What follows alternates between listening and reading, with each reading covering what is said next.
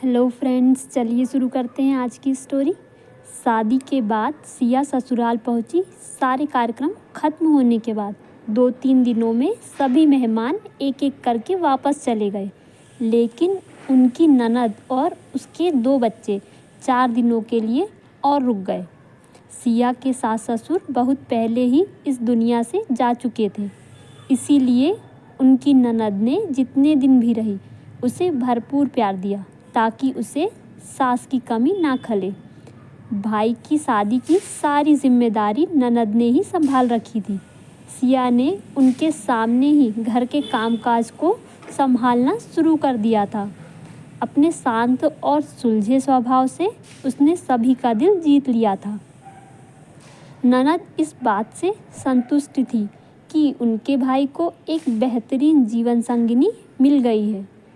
अब उन्हें भाई की कोई चिंता नहीं थी। विदा के समय ननद ने सिया को गले लगाते हुए कहा, मेरा भाई बहुत अच्छा इंसान है, तुम्हें कभी कोई तकलीफ़ नहीं देगा। तुम उसका ख्याल रखना और कभी कोई परेशानी हुई तो मुझसे बेझिझक बात करना। मैं आती रहूँगी, ज़्यादा दूर तो नहीं रहती हूँ। दीदी आप चिंता ना करें, मैं इनका ख्याल रखूँगी। कहते हुए सिया ने उनके पैर छुए। ननद तो ऑटो में बैठ गई, लेकिन उनके बच्चे वहीं खड़े रहे। सिया ने कहा, जाओ मम्मा के साथ बैठो। तब ननद ने मुस्कुराते हुए कहा, अब तुम आ गई हो तो ये यहीं रहेंगे। इतना कहकर वो अचानक चुप हो गई। सिया यह सुनकर चौंक गई।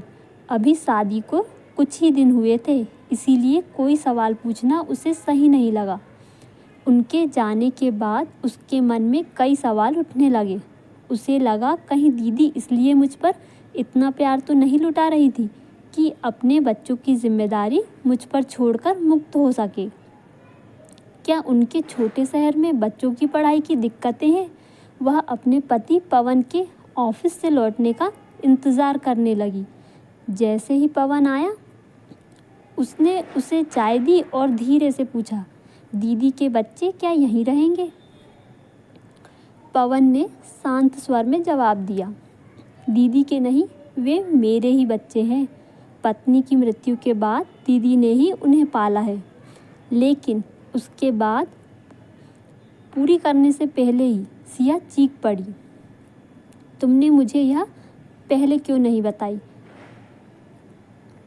क्यों तुमने हमें धोखा दिया? पवन कुछ देर चुपचाप उसकी ओर देखता रहा, फिर बोला, मैंने तुम्हारे भाई को सब कुछ बता दिया था, उन्होंने तुम्हें नहीं बताया। मैंने कोई धोखा नहीं दिया, फिर भी तुम चाहो तो इस रिश्ते से आज़ाद हो सकती हो। अब हैरान होने की बारी सिया की थी। क्या मेरे भाई ने मुझे धोखा दिया है? वो ये सोचते हुए ज़मीन पर बैठ गई। उसे लगा जैसे उसके सारे सपने टूट गए हों।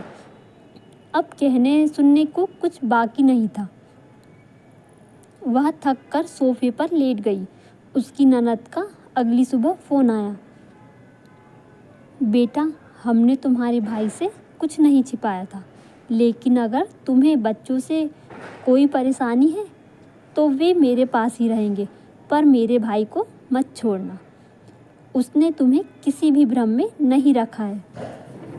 यह सुनकर सिया के मन में भावनाओं का ज्वार उठने लगा। अब वह यह सोचने लगी कि भाई के घर वापस जाने से कोई फ़ायदा नहीं है। पवन अच्छा इंसान है और उसकी कोई गलती नहीं है। धीरे धीरे सिया ने दिल से यह स्वीकार कर लिया कि प्यार और समझदारी के साथ ज़िंदगी बेहतर हो सकती है। उसने ननद को फ़ोन कर बताया, दीदी मैं यहीं रहूँगी और बच्चे भी मेरे साथ रहेंगे। जब उसने पीछे मुड़कर देखा तो पवन उसकी बात सुनकर मुस्कुरा रहा था और उसकी आंखों में खुशी के आंसू थे। तो फ्रेंड्स, आपको स्टोरी कैसी लगी? अगर अच्छी लगी तो प्लीज़ मेरे चैनल को सब्सक्राइब ज़रूर कीजिए। Thank you.